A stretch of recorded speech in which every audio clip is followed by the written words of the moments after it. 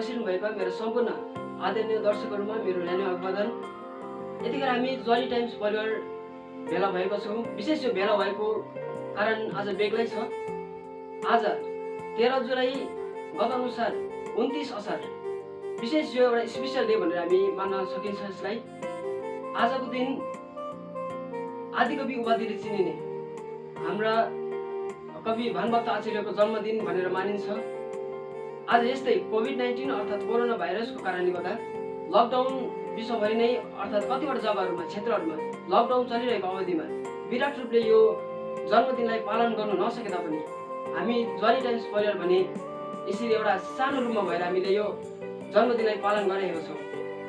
अनि विशेष आजको जुन व्यक्ति अर्थात् जुन कविको हामीले जन्मदिन पालन गरिरहेका छौँ उहाँ चाहिँ को हुनुहुन्छ भन्ने प्रकारले परिचय दिनु पर्दाखेरि पिता धनञ्जय आचार्य र माता धर्मावती देवीको पुत्रको रूपमा सन् 1871 विक्रम सम्वत असार 29 गतेको दिनमा जन्म लिएका नेपाली भाषाका आदिकवि उपाधिले चिनिने भानुभक्त आचार्य नेपाली साहित्यका प्राथमिक कालका प्रतिनिधि कवि हुन्। उनी वाल्मीकि रामायणका अनुवादकको रूपमा उनी प्रख्यात छन्। मोतीराम भट्टले उनलाई पहिलो पटक नेपाली भाषामा आदिकवि उपाधि दिएका थिए। उनले प्रश्नोत्तर, भक्तमाला, वधुशिक्षा लगायतका कृतिहरू लेखेका छन्। उनका पाण्डुलिपिहरूलाई संग्रह गरेर मोतीराम भट्टले पुस्तककारमा प्रकाशित गरेपछि उनी नेपाली साहित्यमा चिनिएका हुन्। एकपटक एकजना बटुवाले उनलाई उसको परिचय माग्दा हुँदै उसले आफ्नो परिचय कविताबाट दिएका थिए। त्यो कविता यस प्रकारको छन्। पहाडको अति बेस देश तनहुँमा श्रीकृष्ण ब्रह्मना थिया। खुब उच्चकुल आर्यवंशी हुन गई सत्कर्ममा मान्दिया। विद्यामा पनि जो धुरन्धर भई शिक्षा मलाई दिया। यिनको नाति म भानुभक्त भनी हो यो जानी चिन्ह लिया। यस्तो प्रकारले उनले परिचय दिएका थिए भने उनै आदिकवि भानुभक्त आचार्यको जन्मदिन मनाउन हामी गइरहेका छौँ। यो जन्मदिनको उपलक्ष्य हजुरहरू सम्पूर्णलाई शुभकामना सहित अब हामी कार्यक्रमलाई अघि बढाउनेछौँ। अब चाहिँ हाम्रो कार्यक्रमको अघिल्लो चरणमा हामी दीप प्रज्वलनबाट हामीले यो कार्यक्रमलाई सुरु गर्नेवाला छौँ।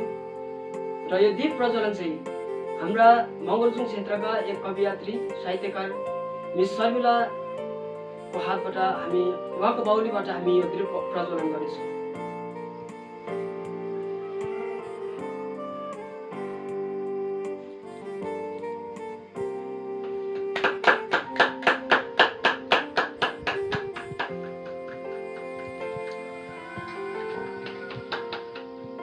अब चाहिँ कार्यक्रमको दोस्रो चरणमा हामी गइरहेका छौँ। विशेष गरिकन आज आदिकवि भानुभक्तको जन्मदिनको उपलक्ष्यमा मङ्गलजुङ क्षेत्रकै हाम्रा एकजना कलाकार समाजसेवक विशेष हाम्रो श्रीमान बाबुराम शर्मा उहाँको बाहुलीबाट हामी उहाँलाई खबर पाउँछौँ।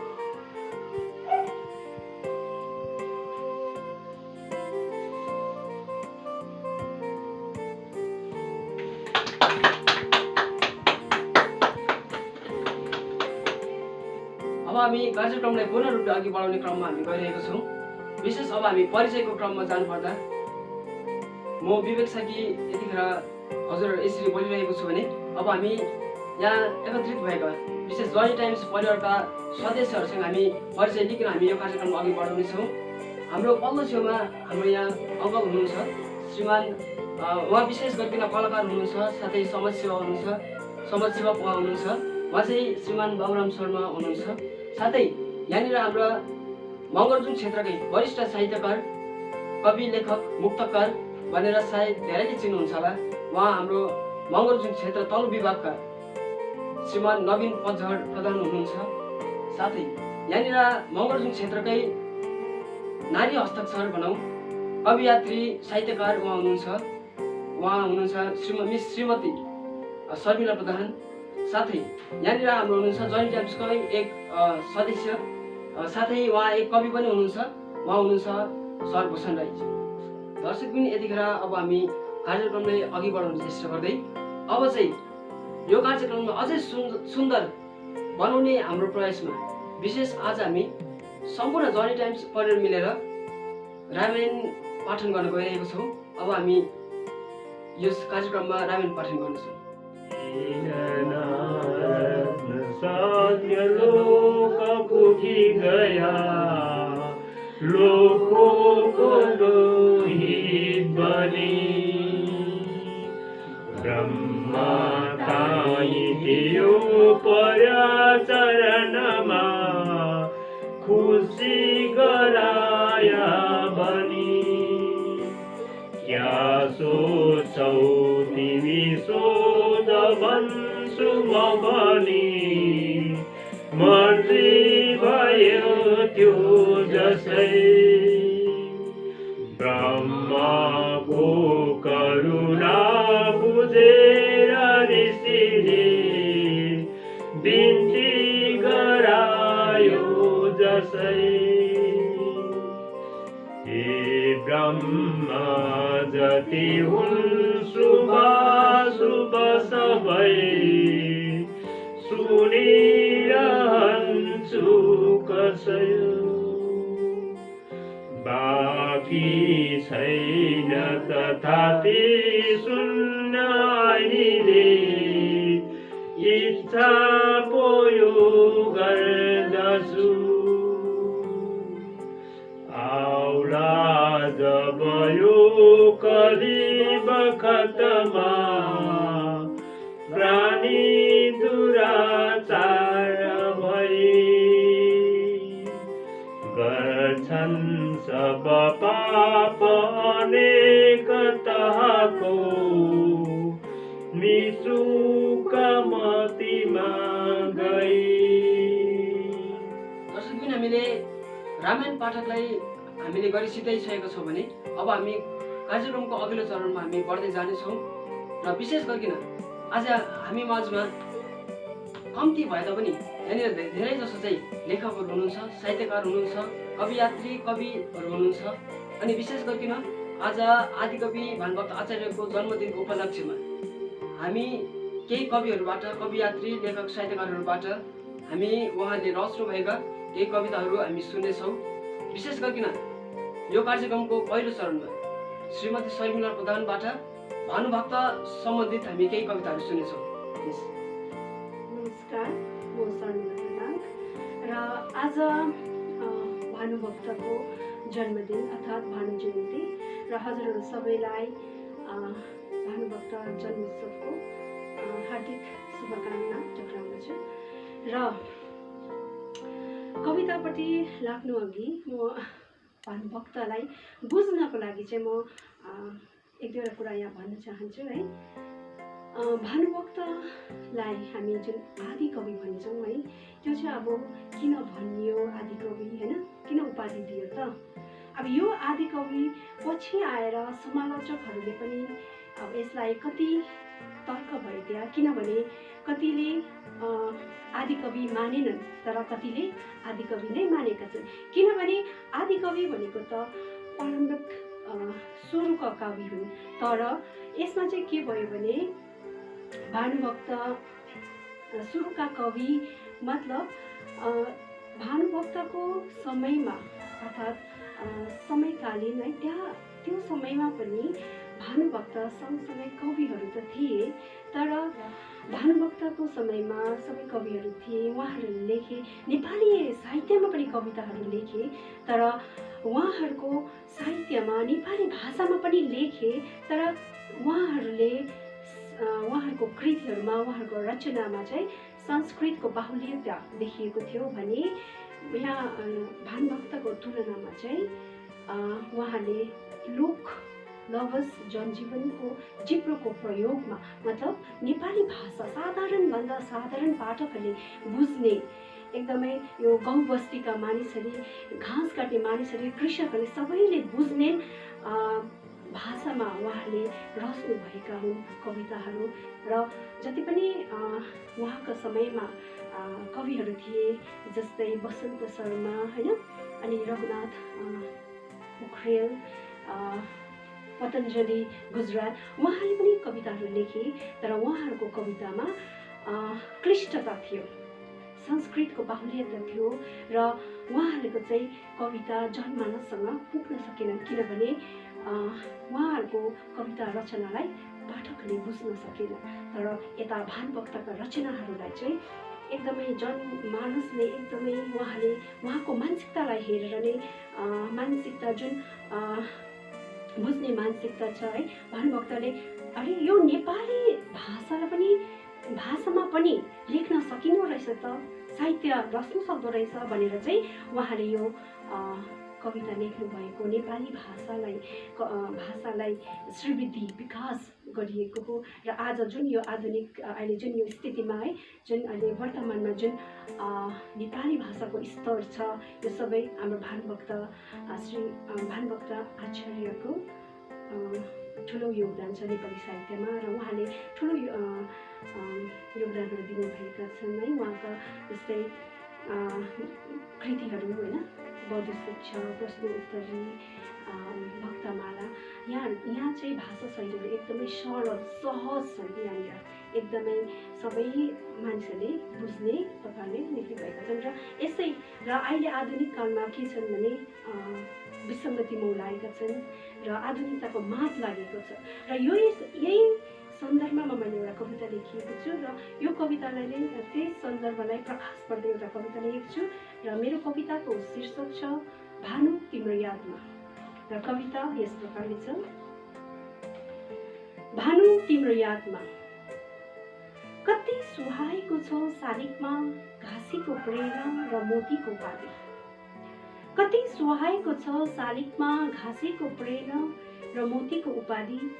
तिनी उधाएको दिनमा बधु शिक्षा, भक्तमाला र प्रश्न उत्तरीभित्र न्यानो किरणको स्पर्श छरिएको थियो। सरल सरस रामायणको शरीरभरि भाषाको मौलिकतासँगै झल्किएको थियो संस्कार पनि। अमर कथाहरू फेरि बामे सर्न थाले नेपाली आँगनमा। अमर कथाहरू फेरि बामे सर्न थाले नेपाली आँगनमा। कैयौं गाथाहरू फेरि नाच्न थाले नेपाली आँखामा। तर यहाँ एकताको स्वाद नपाउने जिब्रोहरू पुरा छन्। तर यहाँ एकताको स्वाद नपाउने जिब्रोहरू पुरा छन्। अनि छन् संवेदनाका बनावटी ओठहरू र अडम्बरी दुई चार मिठा कुराहरू। तिम्रो सेवा र योगदानको लिलामी गर्दैछन्। तिम्रो सेवा र योगदानको लिलामी गर्दैछन् तिम्रै छोरा छोरीहरू। जहाँ पठन त गरिन्छ एकताको कविता, गठन गरिँदैन तर चिन्हारी र अस्मिता। जहाँ पठन त गरिन्छ एकताको कविता, गठन गरिँदैन तर चिन्हारी र अस्मिता। आधुनिकताको रङमा यो आधुनिकताको रङमा रङ्गिएको नेपालीले भानुलाई पुरै रङ्गीन बनाउँछ मात्र भानु जयन्तीमा। खै कस्तो विडम्बना, खै कस्तो विडम्बना। धन्यवाद। हामीले अति नै मिठो साथै सुन्दर साथै अर्थपूर्ण कवितालाई हामीले सुनिसकेका छौँ। साथसाथै कविता बाहेक आदिकवि भानुभक्त आचार्यलाई आदिकवि भनिनुको मूल तात्पर्यको सम्बन्धमा पनि हामीले केही कुराहरू सुन्न सक्यौँ, सिक्यौँ भने अब फेरि पनि उहाँलाई यो सबैको लागि धन्यवाद दिँदै हामी कार्यक्रमलाई अघि बढाउनेछौँ। यो कार्यक्रमको दोस्रो चरणमा अर्थात् यो कविता पाठकको वाचनको दोस्रो चरणमा अब हामी जानेछौँ। अब दोस्रो चरणमा हुनुहुन्छ साहित्यकार कवि हाम्रो श्रीमान नवीन पचहरज्यू। उहाँलाई हामी यो कार्यक्रममा अघि बढाउनेछौँ। नमस्कार। र आजको यस महत् क्षण भानु जयन्ती समारोह हामीले भव्य रूपमा मनाउन नसके तापनि आज जर्नी टाइम्सको परिवारद्वारा सानो रूपमा मनाइए तापनि यो निकै ठुलो काम भनेर म ठोक्का गर्न सक्छु। किनभने भानु जयन्ती जस्तो महत्त्वपूर्ण कार्यक्रमलाई दिनदिनै आज समाजले, नेपाली समाजले भुल्दै गएको हामी पाउँछौँ। र भानुभक्त जसले आज हामीलाई राष्ट्रिय एकता, भाषिक एकता मात्र नभएर राजनैतिक एकतामा पनि बाँधेको पाइन्छ। आज हामी सब नेपालीहरू हामी नेपाली हौँ अथवा गोर्खा हौँ भनेर गर्व गर्छौँ भने त्यस गर्वको स्रोत भानुभक्त हुनुहुन्छ। आदिकवि भानुभक्त, जसलाई हामी आज आदिकवि भानुभक्त भनेर भन्ने गर्छौँ। यो आदिकवि जुन चाहिँ उसको नामसँग जोडिएको छ सुरुको कवि भनेर, यस विषयमा धेरै विवाद उठेको पाउँछौँ। विशेष नेपाल क्षेत्रमा जहाँ उसको जन्म भएको थियो त्यस ठाउँमा उसलाई आदि कवि भनेर नमान्ने अथवा त्यस उपाधि प्रति औँला ठड्याउनेहरू धेरै सङ्ख्यामा देखिन्छन्। र विशेष गरी म के प्रकाश पार्न चाहन्छु भने जसरी आज हामी दार्जिलिङ, सिक्किम, असम, भेग इत्यादि ठाउँतिर हामी भानु जयन्ती भव्य रूपमा मनाउँछौँ भने नेपालमा त्यति भव्य रूपमा मनाइएको चाड पाइन्न। आज मात्रै मेरो एकजना साथीले उहाँबाट मलाई मेसेज गर्नुभएको थियो, दार्जिलिङमा त भव्य रूपमा मनाइँदै होला भानु जयन्ती, तर हाम्रो नेपालमा किन हो भानुभक्तलाई त्यति मान्यता छैन भनेर त्यस प्रकारको सन्देश पठाउनु भएको थियो। र उहाँले हामीलाई ऋण लगाउनु भएको छ। बङ्गालीमा कीर्तिवासले, हिन्दीमा तुलसीदासले अनुवाद गरेको रामायणलाई भानुभक्तले हामी नेपाली जातिहरूको निम्ति पस्किदिनु भएको छ, उहाँले अनुवाद गरिदिनु भएको छ। र आज त भन्न मिल्दैन, बितेको समयहरूमा अनिवार्य रूपमा यस रामायण महाग्रन्थलाई प्रत्येक घरको शोभा मानिन्थ्यो। तर आज अहिले भर्खरै हाम्रो कवियत्री बहिनी शर्मिला प्रधानले भन्नुभयो झैँ आधुनिकताको रङ लागेको छ आज हाम्रो समाजमा। त्यसैले जति जुन रूपमा भानु जयन्ती मनाउनु पर्ने हो त्यस रूपमा मनाएको पाइन्न, देखिन्न। र म यस भानुभक्तको विषयमा ज्यादा नबोलेर आफ्नो एउटा सानो गजल पढ्न लागिरहेको छु, वाचन गर्न लागिरहेको छु। यो गजल लेखन मेरो हातको निम्ति नयाँ शिल्प हो, नयाँ काम हो। हुन त साहित्य लेखनमा धेरै अगाडिदेखि नै पाइला चालेको भए तापनि, धेरै अघिदेखि नै साहित्य लेखनमा उत्रिएको भए तापनि गजल लेखन सम्बन्धमा म एकदमै नयाँ छु। तर गजल साहित्यमा जुन प्रकारको मिठास छ, जुन प्रकारको रस छ, त्यो रसबाट आसक्त भएर आज मलाई पनि गजल लेख्नमा एकदमै लोभ लाग्न थाल्यो, गजल प्रेम ममा जाग्न थाल्यो। त्यसैले गर्दाखेरि मैले एउटा गजल आज तपाईँहरूको अघि पसिन लागेको छु। र जर्नी टाइम्स जसले हामीलाई आज यो मौका दिनुभएको छ, उहाँलाई धन्यवाद दिँदै म एउटा मेरो गजल पढ्न लागिरहेछु। म यो भन्दिनँ कि मैले लेखेको गजल सफल हुन्छ भनेर, यो गजलै हो भनेर पनि भन्न सक्दिनँ। तर गजलको आकारमा मैले यो शब्दहरू बुनेको चाहिँ छु। तर गजल हुन्छ हुँदैन पाठक अथवा श्रोताहरूले नै न्याय गर्नेछन् भन्दै म मेरो गजललाई पठन गर्न लागिरहेको छु। काँडे तारले कति छेक्छौ बरु बार लगाइदिउँ कि, अझ छिर्छौ भने छाती, अझ चिर्छौ भने छाती धार लगाइदिउँ कि। विश्वासको दाउमा हारे त्यागको मूल्य कहाँ, विश्वासको दाउमा हारे त्यागको मूल्य कहाँ। तिम्रो हकमा जित पर्यो हार लगाइदिउँ कि। वाह, तिम्रो हकमा जित पर्यो हार लगाइदिउँ कि। कति पनि झोक्री बस्छौ मनलाई धोइधाइ गर, मनको भडास सुकाउनलाई भार लगाइदिउँ कि। मनको भडास सुकाउनलाई भार लगाइदिउँ कि। देखिरहन्थे व्याकुलपना तिम्रो नयन पाखाभरि देखिरहन्थे व्याकुलपना तिम्रो नयन पाखाभरि एक्लोपनलाई भगाइदिन यार लगाइदिउँ कि एक्लोपनलाई भगाइदिन यार लगाइदिउँ कि छुटे होला कति कुरा ढुसी परिन्जेलसम्म मनको बिस्कुन सुकाउनलाई तार लगाइदिउँ कि मनको बिस्कुन सुकाउनलाई तार लगाइदिउँ कि। धन्यवाद। हामीले अति नै मिठो गजल है मङ्गरजुङ तल्लो क्षेत्रका साहित्यकार श्रीमान नवीन पछड सिलासबाट हामीले सुनिसकेका छौँ भने अब फेरि पनि कार्यक्रमलाई अघि बढाउँदै हामी एकजना यही मङ्गरजुङकै अर्थात् जर्नी टाइम्सका सदस्य श्रीमान भूषण राईजीसँग पनि हामी उहाँबाट पनि उहाँको मुखरवृन्दबाट पनि उहाँले रच्नुभएका केही कविताहरू हामी उहाँको मुखरवृन्दबाट पनि हामी सुन्नेछौँ। धेरै धेरै धन्यवाद भाइ विवेकलाई र जर्नी टाइम्स हेरेर बसिरहनु भएका सम्पूर्ण दर्शकवृन्दमा म भूषण राईको एकपल्ट नमस्कार फेरि है।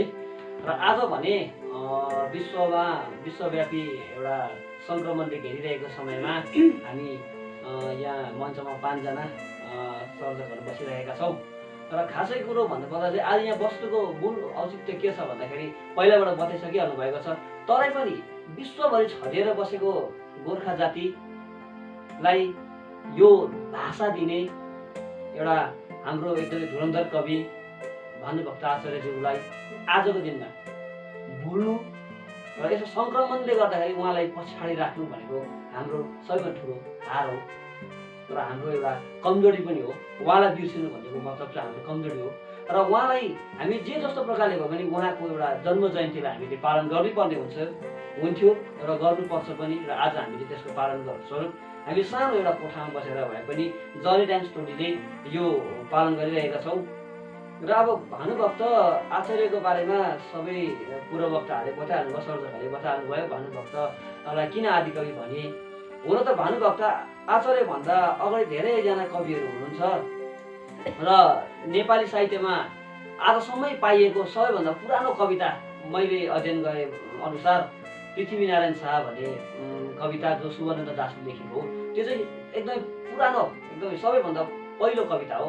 जुन कविता चाहिँ कस्तो छ भन्दाखेरि चाहिँ हामीले पढेर पनि बुझ्न सक्दैनौँ। त्यसमा चाहिँ अब शुद्ध नेपालीमा नलेखेर चाहिँ घरिको संस्कृत, घरिको नेवारी, घरिको भोजपुरी विभिन्न भाषाहरू मिसाएर लेखेकोले गर्दाखेरि त्यसलाई पनि शुद्ध भाषा नेपाली भन्न सकिँदैन।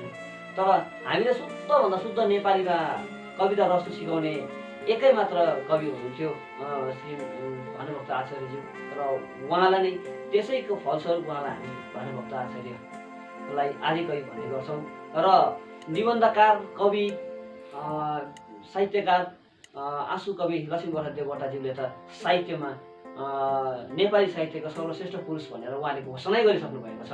भनेदेखि आज हामीले नेपाली साहित्यका सर्वश्रेष्ठ पुरुषको किन कदर नगर्ने त भनी आज हामी यहाँ जम्मा भएका छौँ। र यसै क्रममा अब म बेसी कुरालाई नतन्कै है मेरो एउटा कविता पठन गर्न गइरहेछु र यो कविता अलिकति ल्याङ्ग्वेज प्रकारले लेखेको छु। दर्शकवृन्दले यहाँ यसलाई स्वीकार दिनु होला। यो कविता लेख्ने को शीर्षक छ पाइलट। यो अलिकति यो हास्य मलाई चाहिँ अलिक हाँसस उर्दो लागेर चाहिँ लेखेको हाँसस उठ्छ यो कविता पढ्दा पनि। र यो मेरो कविता पाइलट। म सानो छँदा भनौँ भुइँ क्लास पढ्दा सरले पछि ठुलो भएपछि के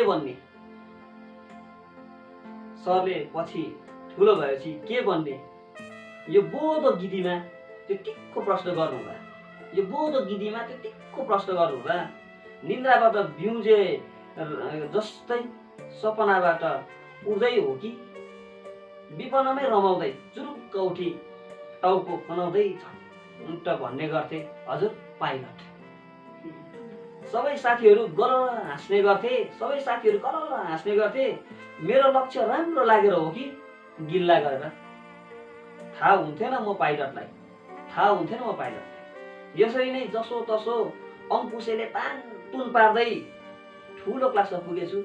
यसरी जसो तसो अङ्कुशेले तानतुन पार्दै ठुलो क्लासमा पुगेछु। त्यहाँ पुग्दा पाइलट भनेको अलिक बुझेछु। त्यहाँ पुग्दा पाइलट भनेको अलिक बुझेछु। ठुलो स्कुलमा म सानो डल्ले केटो, ठुलो स्कुलमा म सानो डल्ले केटो।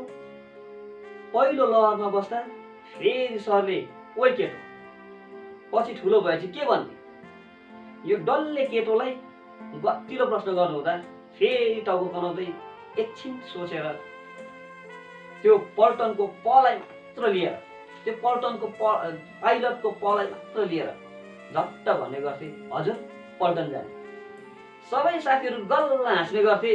यो डल्लेको लक्ष्य राम्रो लागेर हो कि गिल्ला गरेर? थाहा हुन्थेन यो पल्टनेलाई, थाहा हुन्थेन यो पल्टनेलाई।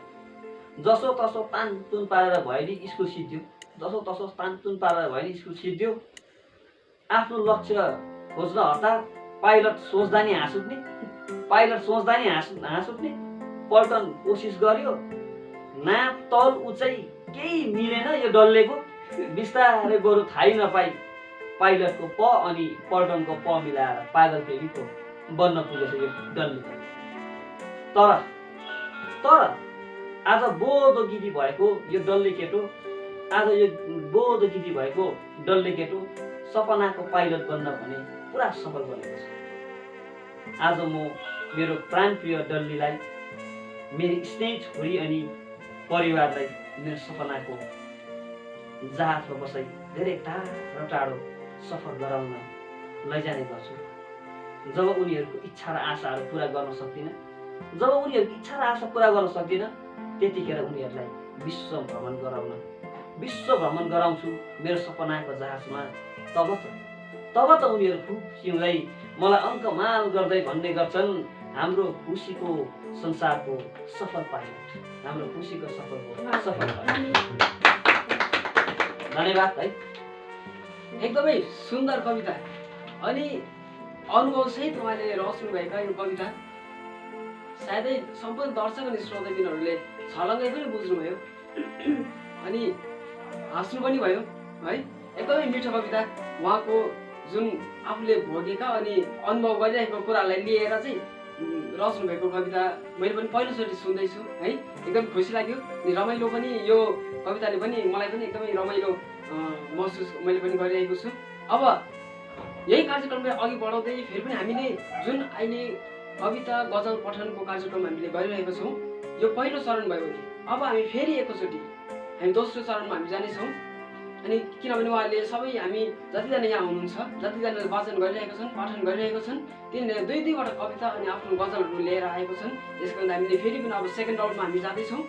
अनि सेकेन्ड राउन्डको पहिलो चरणमा विशेष गरिकन हामी मगरजुङ क्षेत्रकै हामीले जो अब परिचय अघिबाट नै दिइसकेको छौँ, श्रीमान नवीन पजहर सिलासबाट नै हामीले सुरु गर्नेछौँ। धन्यवाद। फेरि पनि मौका पाएकोमा आफूलाई अभाग्य भन्नुपर्छ। अबको समयमा भने, अबको पालामा भने मैले एउटा कविता पढ्ने जमर्को गरेको छु र कविताको शीर्षकले भन्छ उब्न लागेको घर। उब्न लागेको घर, उब्न लागेको घर, उभिन्छ कि कतै विश्वासको 4 इन्च काँटी ठोकिदिएको छु, विश्वासको 4 इन्च काँटी ठोकिदिएको छु, थाहै नदी मिस्त्रीको ह्याम्मर भएर।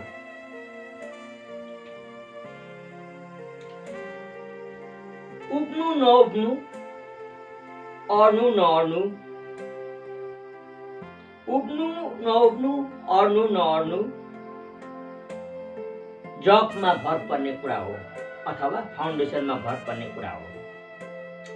आत्मविश्वास र आत्मबलको घोल बनाएर, आत्मविश्वास र आत्मबलको घोल बनाएर पसिनाले मुछेको छु मिस्त्रीको बेल्चामा फटफटिएर। पसिनाले मुछेको छु मिस्त्रीको बेल्चामा फटफटिएर। कविता लेख्नु जस्तो सजिलो कहाँ हुँदो रहेछ र दरिलो विश्वासको घर उभ्याउन। कविता लेख्नु जस्तो सजिलो कहाँ हुँदो रहेछ र दरिलो विश्वासको घर उभ्याउन। यहाँ बनाइनुको होइन उभ्याइनुको प्रसङ्ग छ। यहाँ बनाइनुको होइन उभ्याइनुको प्रसङ्ग छ। कति सजिलै लेखियो कविता अनि लेखिन्छ पनि आँसु कविहरूको बथान छ। कति सजिलै लेखियो कविता अनि लेखिन्छ पनि आँसु कविहरूको बथान छ। सहरभरि कवितै कविता छ, चामल छैन बरु। सहरभरि कवितै कविता छ, चामल छैन बरु। बस्तीभरि करेला र काँक्राको थाक्राभरि, बस्तीभरि करेला र काँक्राको थाक्राभरि, चियाभरिको दासत्व फुल्ने गाछभरि र फरेस्ट बस्तीको जिउभरि जुगाको कविता छ।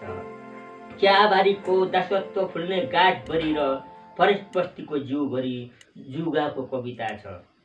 कवितै कविता भिड छ, कवितै कविता भिड छ। कसलाई पढौँ, कुन पढौँ, अनुहार हेरेर पढौँ कि साइने हेरेर पढौँ, औकात हेरेर पढौँ कि कविता चुनेर पढौँ। चौबाटोमा उभिएर गनगन गर्नु कि दोसाँधमा अल्मलिएर दिमाग खटाउने, फेरि पनि उब्न लागेको मेरो घर। चौबाटोमा उभिएर गनगन गर्नु कि दोसाँधमा अल्मलिएर दिमाग खटाउनु, फेरि पनि उब्न लागेको मेरो घर। सशङ्कित छु थाम्ला के विश्वासको काँटीले, अडिएला के पसिनाको घोलले मेरो विश्वासमा उब्न लागेको घर। अडिएला के पसिनाको घोलले मेरो विश्वासमा उब्न लागेको घर। धन्यवाद। अत्यन्तै मिठो कविता हामीले सुनिसकेका छौँ। श्रीमान नवीन पतझर सिलासको आफ्नै मुखरबिन्दबाट आफैले रचेको कविता हामीले सुनिसकेका छौँ। धेरै अनुभवहरूको सहित है रचेका यी कविताहरू जब हामीलाई पनि सुन्दा आनन्द लाग्छ। अनि मनमा नै म आफै पनि भन्ने गर्छु, हामी माझ पनि यस क्षेत्रमा पनि कविहरूको साहित्यकारहरूको के कमी है। यसकारण उहाँलाई यो सबै वाचनको लागि अनि उहाँको अन्तिम पाठनको लागि श्रीमान नवीन पतझर सिलासज्यूलाई पनि धन्यवाद दिँदै अब हामी यही कार्यक्रमलाई अघि बढाउँदै मिस शर्मिला प्रधानतिर जानेछौँ। उहाँको फेरि दोस्रो कवितालाई अर्थात् गजल केही छ, उहाँको यो वाचन पाठकलाई हामी सुन्नेछौँ। धन्यवाद सञ्चालक भाइ र दर्शकवृन्द, यो चरणमा म हजुरहरू समक्ष एउटा गजल पस्किन लागिरहेको छु र गजल मलाई एकदमै मनपर्ने विधा, मलाई एकदमै मनपर्छ, रमाइलो लाग्छ है गजल लेख्न। र यसलाई मैले यो गजलमा मैले सरलता प्रयोग गरेको छु है, सरल शब्दहरू नै प्रयोग गरेको छु है। अन्त मेरो गजल यस प्रकारले छ। सम्झिने मनलाई भन सम्झाउनु कसरी, सम्झिने मनलाई भन सम्झाउनु कसरी, मनका पीडाहरू फेरि बल्झाउनु कसरी। सम्झिने मनलाई भन सम्झाउनु कसरी, मनका पीडाहरू फेरि बल्झाउनु कसरी। वारीका पुलबाट नपुग्ने भयो पारी पनि, वारीका पुलबाट नपुग्ने भयो पारी पनि, बिचैमा तिमीलाई अब अल्झाउनु कसरी। सम्झिने मनलाई भन सम्झाउनु कसरी, मनका पीडाहरू फेरि बल्झाउनु कसरी। दुई थोपा आँसु अडिन नसक्ने आँखामा, दुई थोपा आँसु अडिन नसक्ने आँखामा, सम्झनाका जहाजहरू चलाउनु कसरी। सम्झिने मनलाई भन सम्झाउनु कसरी, बिचैमा तिमीलाई अब अल्झाउनु कसरी। अन्तिम शेर।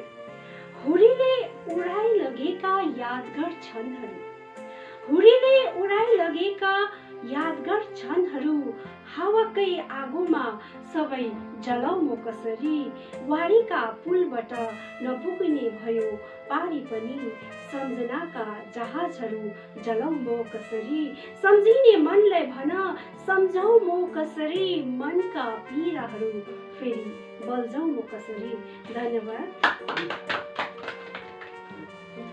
दर्शकबिन हामीले मिस शर्मिला प्रधानको आफ्नै मुखरबिन्दबाट आफैले रचेको गजल पनि हामीले सुनिसकेका छौँ है। मङ्गलजुङ क्षेत्र अथवा यस जग्गाहरूमा है धेरै सायदै थोरै हामीले देखे अनुसार कति नारी हस्ताक्षरहरू चाहिँ थोरै हामीले देख्छौँ है। अनि विशेष गरिकन उहाँलाई हामीले देखे अनुसार म पनि जली टाइम्स मार्फत यस क्षेत्रहरूमा उदाहरणीय एउटा नारी हस्ताक्षरको रूपमा उहाँलाई ठान्दछु, किनभने उहाँ एउटा नारी भएर है यसरी साहित्य क्षेत्रमा पनि अघि बढिरहनु भएको छ। एउटा उदाहरण बनिकन जसरी हामीले यही जली टाइम्स टिममा पनि 5 जनामा एकैजना मात्र हामीमा नारी हुनुहुन्छ अनि उहाँ एक साहित्यकार पनि हुनुहुन्छ है। त्यसैले उहाँ एउटा उदाहरणीय नारी पनि हुनुहुन्छ भने है उहाँको गजललाई, उहाँको कविताहरूलाई, उहाँको रचनाहरूलाई हामीले धेरै हामीले सुनिसकेको छ भने अब हामी कार्यक्रमको अन्तिमतिर हामी आइपुगेका छौँ। विशेष गरिकन कार्यक्रमको यो कविता वाचन अनि गजल पठनहरूको सम्बन्धमा हामी अघि बढ्दा हुँदै अब हामी अन्तिम कवि भूषण राई उहाँका हामी जानेछौँ अनि उहाँको आफ्नो मुखरबिन्दबाट उहाँले अब चाहिँ अन्तिम जसो आफ्नो गजलहरू रच्नु भएको छ अर्थात् कविता केही छ तपाईँहरूको निम्ति, दर्शकहरूको निम्ति अनि हाम्रो निम्ति उहाँको मुखरबिन्दबाट हामी सुनेछौँ। ल धेरै धेरै धन्यवाद है भाइ विवेकलाई, फेरि पनि सञ्चालक भाइलाई। र अब हामी कार्यक्रमको अन्ततिर आइसकेका छौँ भन्ने सङ्केत सञ्चालक भाइले दिइसकेको छ। र त्यसै सिलसिलामा फेरि पनि एकपल्ट भानु जयन्तीतर्फै लागौँ। भानुभक्त आचार्य एकजना यस्तो व्यक्ति जो चाहिँ उहाँ चाहिँ जस्तो हालतमा पनि जसरी पनि कविता लेख्न सक्ने र उहाँको एउटा सानो कहानी है, उहाँ कसरी कवि बने त, उहाँ कसरी साहित्यमा आएछ भन्ने एउटा किंवदन्ती छ भन्ने एउटा भनाइ छ। एकजना घाँसी दाइलाई उहाँले घाँस काट्दै गरेको देख्नुभयो अरे, अनि त्यो अन्त उहाँले पछि भानुभक्त निजाउँदाखेरि घाँसीले यस्तो उहाँहरूको कन्भर्सेसन र त्यति बेला उहाँले सोद्धाखेरि चाहिँ भानुभक्त धनी भएर पनि छक्क नपरेर घाँसीको त्यो एउटा उद्देश्य, घाँसीले जुन चाहिँ एउटा उद्देश्य राखेर घाँस काटिरहेको थियो, हुनसक्ला त्यो कहानी त्यो समयसँग मिल्ला नमिल्ला तर पनि त्यो कहानी एउटा प्रेरणादायी कहानी छ। र त्यो कहानी घाँसीको त्यो जुन चाहिँ त्यो एउटा उसको कहानी एम्बिसन थियो, त्यो एम्बिसन देखेर भानुभक्त आचार्य छक्क पर्नु भएको छ होइन। र उहाँ पर्नु भएर चाहिँ छक्क पर्नु भएर चाहिँ उहाँले अब म पनि त लेख्नु, म पनि त्यो गर्नु पर्यो भनेर एउटा सुरुमा घरजन्म घाँस तिर मलाई धन कमायो केही नाम रहसपछि भनेर कुवा खनायो जस्तो कविता सुरु गरे पश्चात उहाँले आफ्नो साहित्य सुरु गर्नुभयो। र उहाँले नेपालीमा बहुत चर्चित एकदमै नेपाली जनजीवनमा नै एकदमै हरेकको जीवनमा नै चलेको रामायण भरजन्म घाँसतिर मनजी धन कमायो केही नाम रहसपछि भनेर कुवा खनायो जस्तो कविता लेखेर उहाँले आफ्नो साहित्यलाई सुरु गर्नुभएको थियो भने उहाँले नेपाली साहित्यमा रामायण जस्ता पवित्र कृति जो दिनुभयो। र हरेक घरमा हरेक गाउँमा एक समय यस्तो पनि हुने गर्थ्यो अरे कि साँझको बेला मादलको तालमा रामायणको श्लोक पढिने गर्थ्यो अरे। र आज त्यो सबै कुरो अरेमा छौँ, किनभने हामी आधुनिक भइसकेका छौँ, हामी आधुनिकरणमा आइसकेका छौँ। त्यसले गर्दा मादलको ताल त कहाँ गयो, रामायणको श्लोक पनि हामी बिर्सिसक्यौँ। अघि सुरुमै त हजुरले देखिहाल्नुभयो रामायण हामी कस्तो प्रकारले पठन गऱ्यौँ। अब त्यस्तै छ अवस्था हाम्रो।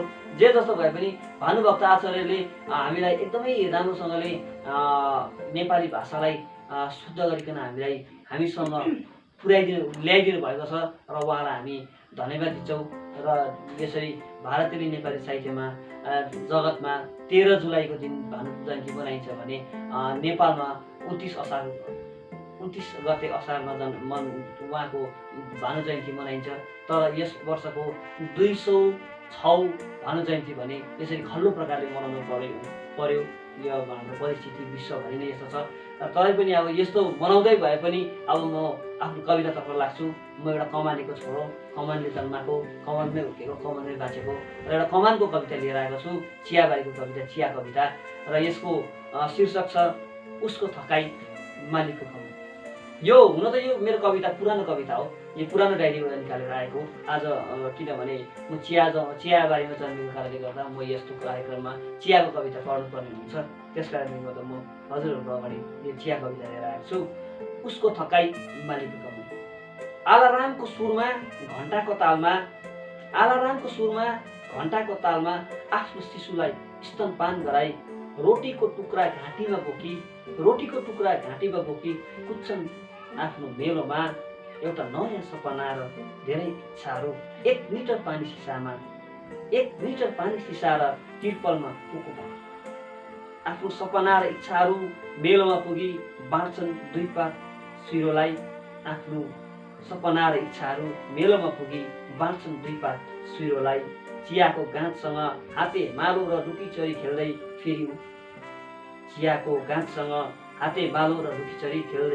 फेरि ऊ आफ्नो सपना र इच्छाहरू पुरा नहुँदा आफ्नो रिस र झोक देखाउँदै ठेडुल्काहरूलाई बाँच्छन् गम्बुरको लात कस्दै। आफ्नो इच्छामा कटौती गरी आफ्नो सपनालाई केही पैसामा बन्दकी राखी कुद्छन् मालिक वर्गको सपनाको पछि, कहिले हँसिया त कहिले टोपी। आफ्नो थकाइको अन्दाज छैन कसैलाई, यसैले जोत्छन् उसलाई आधुनिक मसिनलाई जस्तै। थाहा छैन उसलाई उसको निधारको पसिना बिन्दुलाई अनमोल हीरा र मोतीमा परिणत गर्छन् अन्तर्राष्ट्रिय बजारमा। यसैले उसको थकाइ मालिकको कमाइ। थ्याङ्क यू हाम्रो सर भूषण राईज्यूलाई पनि आफ्नो सुन्दर कविता वाचन गरिदिनु भयो।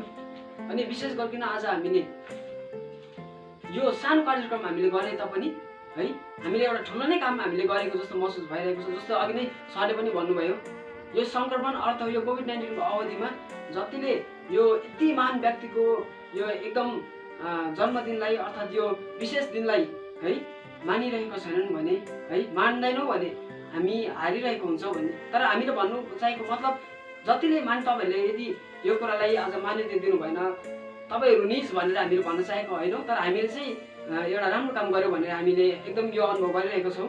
हामी कम्ती थोरै भए तापनि हामीले यो कार्यक्रमलाई पनि आज हामीले पुरा गर्न सक्यौँ। विशेष हाम्रो आदिकवि भानुभक्त आचार्यको जन्मदिनलाई हामीले यो कार्यक्रमलाई हामीले पुरा गर्न सकेको छौँ भने हामीले यो कार्यक्रमलाई अब हामीले सिद्धाइसकेको छौँ।